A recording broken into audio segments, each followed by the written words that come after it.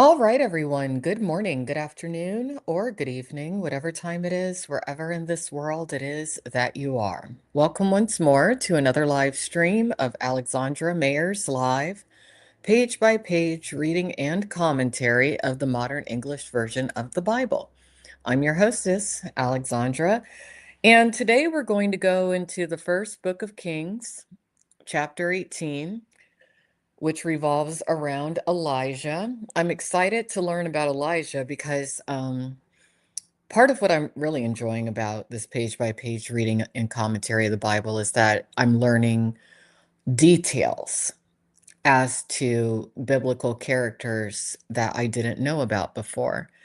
And Elijah, in chapter 17, healed a sick child, also was able to manifest a miracle to where a woman who gave him some food but didn't really have enough for herself, he made it to where she wouldn't run out of food for a very long time, which is interesting to think about. And those are similar miracles that Jesus Christ conducted in the New Testament, but we're still in the Old Testament right now. But I do think that Christians do need to pay attention to the Old Testament with as much attention as they pay attention to the New Testament. I know a lot of Christians would disagree with me on that, but I'm finding that the Old Testament actually is a bit of a precursor to a lot of the better known stories that are in the New Testament.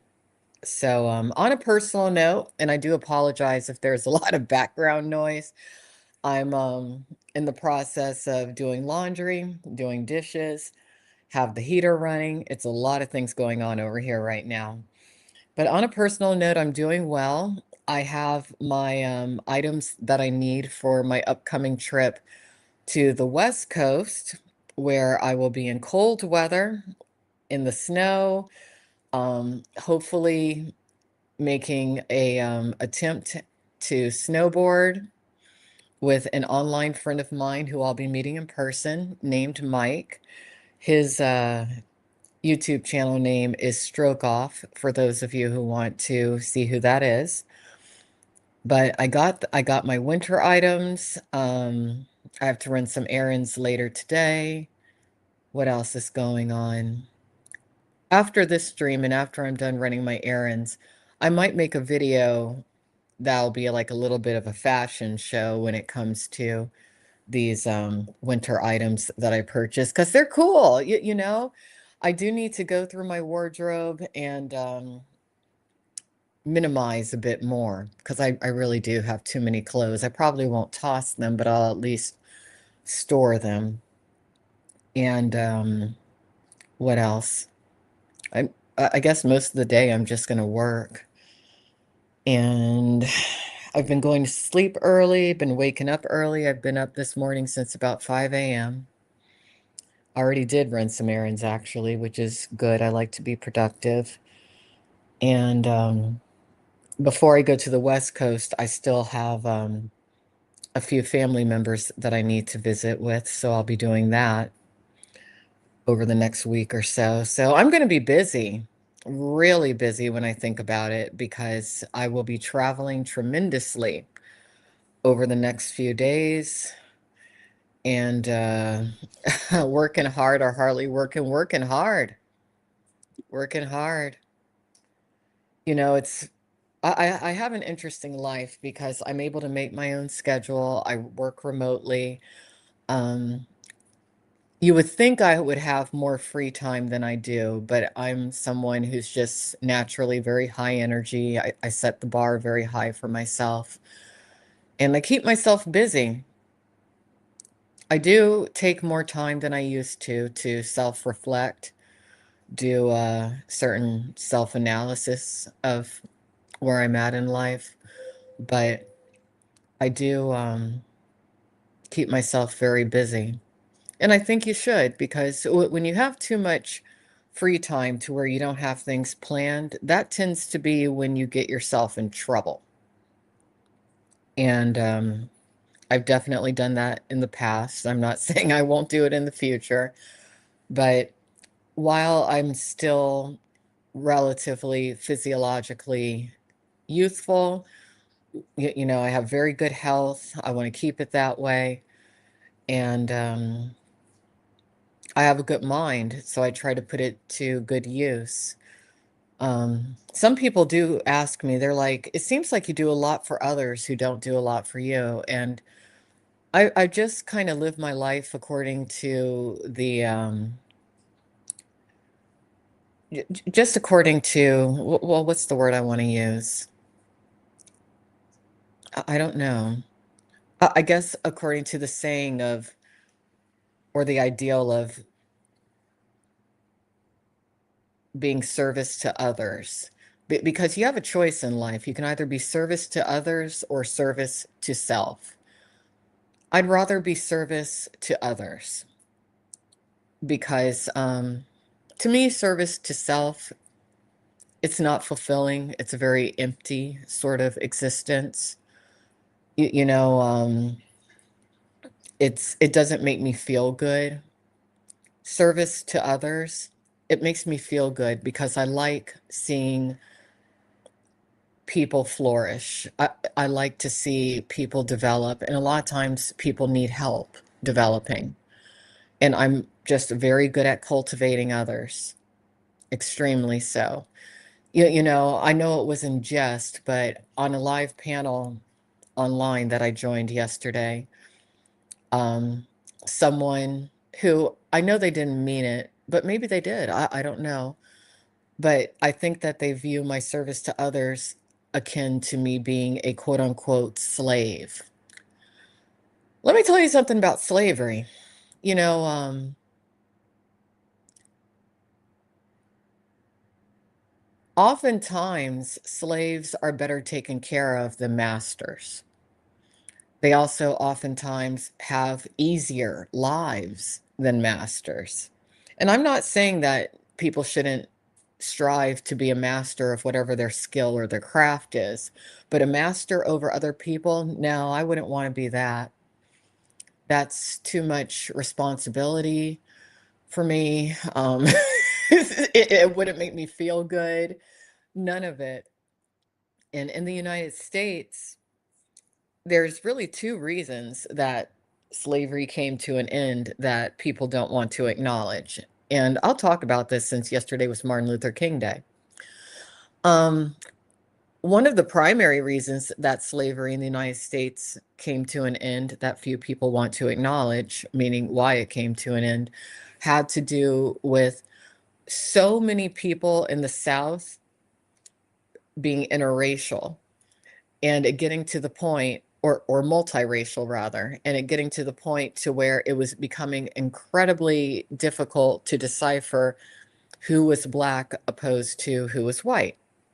You had so many people who were in between. And why was that? Well, because the quote unquote masters of the slaves, they had looked at a lot of the slave women. They were like, hey, these women are hot. I think I'm going to get with them. And consequently, children were born.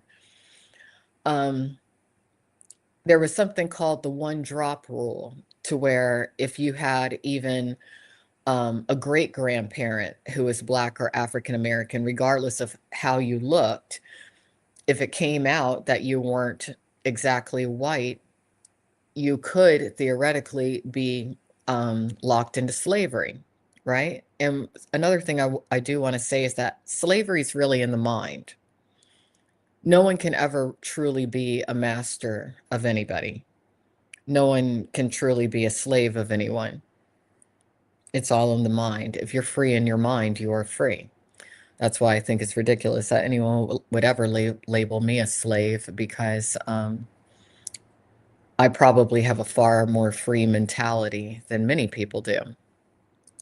But anyway, that was one of the reasons that slavery came to a close. There were a lot of reporters from the North who came down to the South to observe what was going on in the slave systems. Keep in mind, the Northern United States was a free zone, it was a safe zone for African Americans to escape to. But it just got to where so many reporters or journalists were reporting back to the North that there were quote unquote white slaves in the South that is what really led to a lot of people being like, all right, we got to do a civil war. We got to free the slaves because they're not just enslaving Black people, they're enslaving white people too. Now, there were indentured servants from countries like Ireland, various regions of the UK. But that was a big reason as to why slavery came to a close in the United States, just because a lot of people who were enslaved did not exactly look Black or African American. They often weren't even treated like Blacks or African Americans if they looked a certain way. There is something called passing. In other words, if you looked a certain way and you were able to get to a city where nobody knew you, you could pass as white and live free. Um, a lot of the greatest African American leaders, actually, at first glance, did not exactly look African American, and still that way today. There's a lot of people that a lot of you who are listening to me might see in your everyday life. You assume that they're white. Not necessarily. You can have two people who look completely African American produce a child that doesn't exactly look African American, and that's just how genetics work. But another reason that slavery came to a close specifically had to do with the cost of maintaining slaves. It got to where, due to certain taxations and just the cost of living, people who were quote unquote masters who owned many slaves, they couldn't afford it anymore. It was less expensive to pay wages and free slaves than to have to take care of them financially, feeding, housing, all that kind of stuff. So, those are two little known reasons as to why slavery in the United States came to a close. And I felt like, being that's the day after Martin Luther King Day, it was a good day to talk about that. But let's go ahead and read this. First book of Kings, chapter 18. Elijah confronts Ahab. Here we go. After many days, in the third year, the word of the Lord came to Elijah, saying, Go and present yourself to Ahab, and I will send rain upon the earth. Elijah went to show himself to Ahab, and there was a great famine in Samaria. Ahab called Obadiah, who was the governor of his house. Now Obadiah feared the Lord greatly. When Jezebel killed the prophets of the Lord, Obadiah took 100 prophets and hid them in groups of 50 in a cave and fed them with bread and water. And Ahab said to I have a hard time saying this, Obadiah, go into the land to all the springs of water and to all the brooks. Perhaps we will find grass to save the horses and mules, so that we do not lose all the beasts. So they divided the land between them to search throughout it. Ahab went one way by himself, and Obadiah went another way by himself. And I'm going to pause there. This Jezebel, so she wasn't just um, known to be a certain kind of woman when it comes to the element of promiscuity. She was killing prophets. Wow. I wonder why she was so mean. As Obadiah was going along, behold, Elijah met him. And Obadiah recognized him and fell on his face and said, Is that you, my lord, Elijah? And he answered him, I am. Go tell your lord, behold, Elijah is here. He said, What evil have I done that you would hand your servant into the hand of Ahab to put me to death? As the Lord your God lives, there is no nation or kingdom where my Lord has not looked for you. And when they said, He is not here, he made the kingdom and nation swear that they could not find you. And now you say, Go tell your Lord, behold, Elijah is here. As soon as I am gone from you, the Spirit of the Lord will carry you to a place I do not know. And so when I come and tell Ahab, and he cannot find you, he will execute me. But I, your servant, have feared the Lord since my youth. Were you not told what I did when Jezebel killed the prophets of the Lord? How I hid 100 men of the Lord's prophets in groups of 50 in a cave and fed them with bread and water? So these weren't just, prophets of any religion that Jezebel was killing. She was specifically targeting prophets of the Christian God. Mm. It's interesting to me because it sounds almost like she has a masculine energy, considering her propensity to want to kill people. Um, what I've noticed when it comes to certain women who are very overtly sexual throughout their lives, not in phases, but throughout their lives, is that they use sex as a weapon because they do have more of a masculine mindset than a feminine mindset. Just something I've noticed. And I also find it interesting that when it came to hiding these prophets, they divided them in half. That was smart. I suppose that was so that if one group was found, they would at least have a backup group that would be safe. Okay. And now you say, go tell your Lord, behold, Elijah is here, and he will execute me. Elijah said, as the Lord of hosts lives, before whom I stand, I will surely show myself to him today. Elijah and the prophets of Baal. So Obadiah went to meet Ahab and told him, and Ahab went to meet Elijah. When Ahab saw Elijah, Ahab said to him, are you he that troubles Israel? And he answered, I have not troubled Israel, but you and your father's house, in that you have forsaken the commandments of the Lord, and you have followed the Baals. Now send word out, gather for me all Israel on Mount Carmel, along with 450 prophets of Baal, and the 400 prophets of Asherah who eat at Jezebel's table. So Ahab called out all the Israelites and gathered the prophets together on Mount Carmel. Elijah came to all the people and said, how long will you stay between two opinions? If the Lord is God, follow him.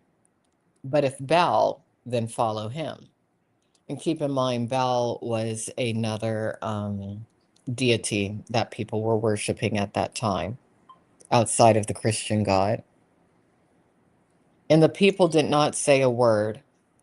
Then Elijah said to the people, I alone remain a prophet of the Lord, but Baal's prophets number 450 men. Therefore, let them give us 2 bulls, and let them choose 1 bull for themselves, and cut it in pieces, and lay it on some wood, but do not light a fire under it. And I will prepare the other bull, lay it on some wood, and not light a fire underneath it. And if you call on the name of your gods, and I will call on the name of the Lord, and the God that answers by fire, let him be God. Okay, so that's interesting. So this is a sort of a test. They're trying to see, okay, which God is actually going to listen to us? Is it going to be Baal, or is it going to be the Christian God? And all the people answered, it is well spoken. Elijah said to the prophets of Baal, choose 1 bull for yourself and prepare it first, for there are many of you, and call on the name of your God, but do not light a fire underneath. They took the bull which was given to them, and they prepared it, and called on the name of Baal from morning until noon, saying, O Baal, hear us. But there was no voice, and no one answered. And they leaped upon the altar which was made. By noon, Elijah mocked them, saying, cry out loud, for he is God. Either he is talking or is gone away, or is on a journey, or perhaps he is asleep and needs to be awakened. Okay, so Elijah had an attitude. Maybe that's why we don't hear about him very much. He was like, ha ha, I don't see anything working out when it comes to Baal. They cried out loud and cut themselves with knives and spears according to their custom until the blood gushed out on them. Ooh, so they started to self-harm, these prophets of Baal. Well, that would definitely not be a deity for me if Baal's all about prophets self-harming or anyone self-harming. And this is a lesson for people out there who might deal with certain mental health issues. Don't be a cutter. Don't hurt yourself. The Christian God doesn't want you to hurt yourself. Okay? I don't know exactly about other deities, but that's a big reason why you might want to gravitate toward Christianity, because my God, the Christian God, the God of the Bible, the true God, I know does not want me to hurt myself. If anything, my God protects me from hurting myself. And as midday passed, they prophesied until the time of the offering of the evening sacrifice. But there was no voice. No one answered. No one paid attention. Hmm. Elijah said to the people, "Come near to me." And all the people came near to him. And he repaired the altar of the Lord that was broken down. Elijah took 12 stones, according to the number of the tribes of the sons of Jacob, to whom the word of the Lord came, saying, Israel shall be your name. And he built an altar in the name of the Lord with stones, and he made a trench around the altar, so deep it could contain 2 seahs of seed. He arranged the wood and cut the bull in pieces and laid him on the wood and said, Fill 4 barrels with water and pour it on the burnt sacrifice and on the wood. He said, Do it a second time. And they did it a second time. Well, this is interesting. So he's probably about to really prove something, because he's drenching what's supposed to be lit on fire with water. Ideally, if you're going to make a fire, a bonfire of some sort, you want the kindling, the wood, everything to be as dry as possible. And he said, Do it a third time. And they did it a third time. The water ran all around the altar and also filled the trench with water. At the time of the offering of the evening sacrifice, Elijah the prophet came near and said, The Lord, God of Abraham, Isaac, and of Israel, let it be known this day that you are God in Israel, and that I am your servant, and that I have done all these things at your word. Hear me, O Lord, hear me, so that this people may know that you are the Lord God, and that you have turned their hearts back again. Then the fire of the Lord fell and consumed the burnt sacrifice, and the wood, and the stones, and the dust, and licked up the water that was in the trench. So that was some super fire. The water could not stop the fire of God, the true God. When all the people saw it, they fell on their faces and said, The Lord, He is God. The Lord, He is God. Elijah said to them, Arrest the prophets of Baal and do not let one of them escape. And they arrested them, and Elijah brought them down to the Kishon Brook and executed them there. I'll bet that's another reason why we don't know so much about Elijah when it comes to common knowledge of Christianity, because Elijah, unlike Jesus Christ, was willing to execute people that opposed the Christian God. Okay. End of the drought.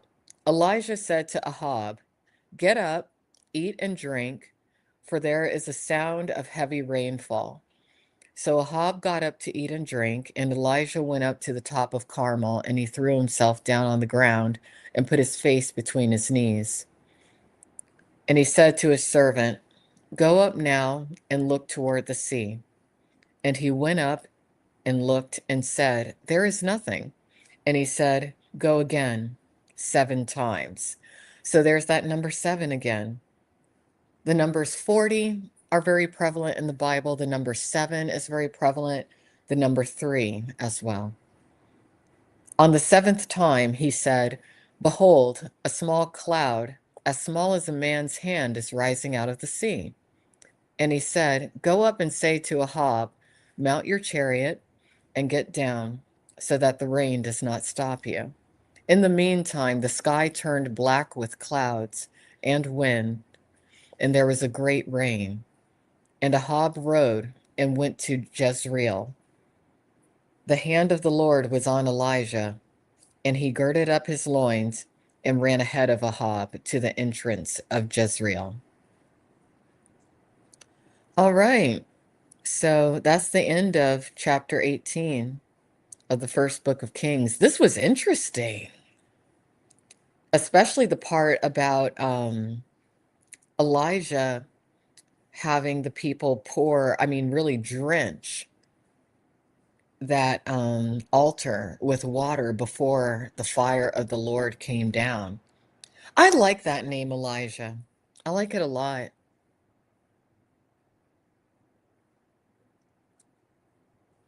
I'm probably too old now, but if I were to ever have a son, that's what I would name my son, Elijah. I used to think Nicholas, because I do like that name too. But I really like Elijah's story so far. So I guess later tonight, hopefully I'll have time to do so. We'll continue into the first book of Kings, chapter 19. I'm going to go ahead and get going. I got to run some errands.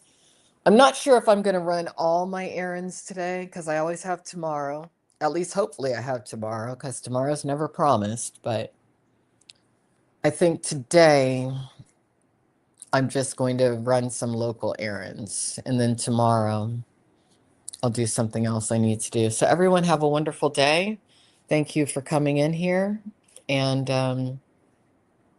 I'll be around. I might do a live recap of a little something that I haven't had a chance to watch. So you'll get my fresh reaction to it over on the streamer analysis channel. I think that's where I'll do that recap. Everyone take care. Have a great day. Bye-bye.